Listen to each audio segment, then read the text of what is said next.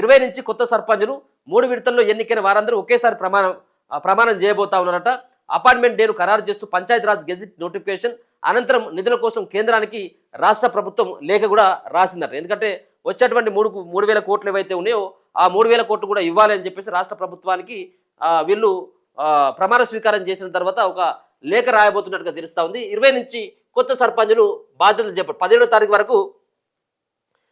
తారీఖు వరకే ఎన్నికలు అయిపోతా ఉన్నాయి. అదే రోజు వాళ్ళు ఎవరైతే ఎన్నిక కాబడతారో వాళ్ళని సర్పంచ్ అభ్యర్థికి సంబంధించినటువంటి విషయం కూడా ఆ రోజే ఎవరు సర్పంచ్ అనేది తెలియబోతా ఉంది. ఆ రోజే వార్డు మెంబర్లు కూడా తెలిపోతుంది. కాబట్టి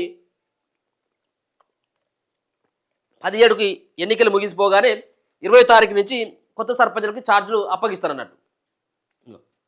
రాష్ట్రంలో గ్రామాలకు ఈ నెల 20 నుంచి కొత్త సర్పంచులు గ్రామ పంచాయతీ పాలక వర్గాల బాధ్యతలు చేపట్టనున్నాయి.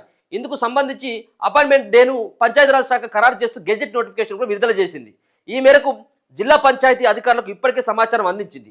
3 విడతల్లో ఎన్నికైన గ్రామ పంచాయతీ పాలక వర్గాలన్నీ 20వ తేదీన ఒకేసారి ప్రమాణ స్వీకారం చేసి బాధ్యతలు స్వీకరించనున్నాయి. ఆ రోజు నుంచి కొత్త పాలక వర్గాలు కొలువుదీరి 5 సంవత్సరాల కాల పరిమితి పాటు కొనసాగనున్నాయి. రాష్ట్రంలో మొత్తం 12,728 గ్రామ పంచాయతీలకు ఎన్నికల నోటిఫికేషన్ జారీ కాగా వివిధ కారణాలతో 21 గ్రామ పంచాయతీలకు ఒక నామినేషన్ కూడా కాలేదు.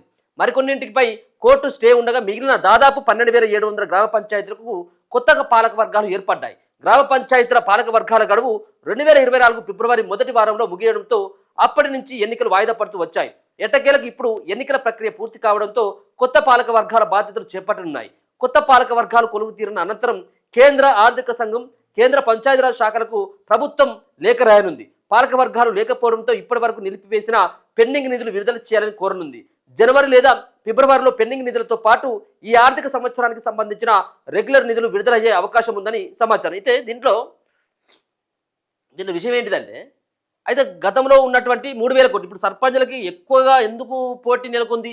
ఒక్కొక్క గ్రామంలో 5-6 మంది 10 మంది కూడా ఎందుకు నిలబడాల్సి వచ్చిందంటే, ఉన్నటువంటి నిధులు ఏవైతే ఉన్నాయో కేంద్రం నుంచి రావాల్సినటువంటి నిధులు 3,000 కోట్ల నిధులు ఏవైతే ఉన్నాయో ఆ నిధులు కూడా ఇప్పుడు వస్తాయి కదా. నిధులు వస్తే పెద్ద ఎత్తున నిధులు వస్తాయి, 3,000 కోట్ల రూపాయలు కాబట్టి ఆ నిధులు కూడా వస్తాయి. కాబట్టి డెవలప్మెంట్ చేయడానికో లేకపోతే ఇంకేమైనా పనులు చేసుకోవడానికో వీలుంటుంది అన్నటువంటి ఒక ఆలోచనతోటి చాలామంది పెండింగ్లో ఉన్నటువంటి వాటి కోసం కూడా ఆలోచించారు. సో అవి కూడా ఇప్పుడు 20వ తారీఖు ప్రమాణ స్వీకారం చేసిన తర్వాత ఇమ్మీడియట్గా అవి రిలీజ్ అయ్యేటువంటి అవకాశం అయితే కనబడతా ఉన్నది. సో వాళ్ళు 3 విడతల్లో ఎన్నికైనటువంటి వాళ్ళంతా కూడా 20వ తారీఖున మొత్తం రాష్ట్ర వ్యాప్తంగా అంతా కూడా 20వ తారీఖునే ప్రమాణ స్వీకారం. వాళ్ళంతా కూడా 20వ తారీఖునే వాళ్ళు గ్రామ పంచాయతీలకు పోయి వాళ్ళ కుర్చీలో వాళ్ళు కూకుంటారు అన్నట్టుగా.